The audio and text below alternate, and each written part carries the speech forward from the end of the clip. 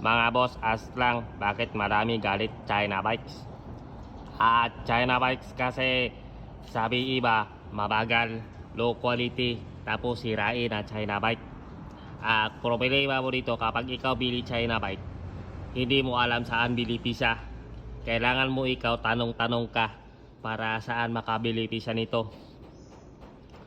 Alam mo kasi pag China bike, marami talagang failure dyan. Marami kang kaaway. Tapos yung motor mo, mabagal na, ang lakas pa ng vibration. Ewan ko lang bakit ganun kalakas ang vibration ng mga China bike. Pero hindi naman lahat daw sabi nila.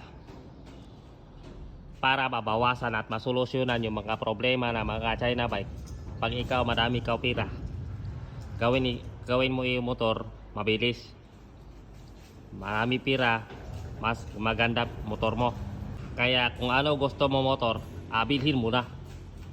Na mapa China man yan, mapa branded.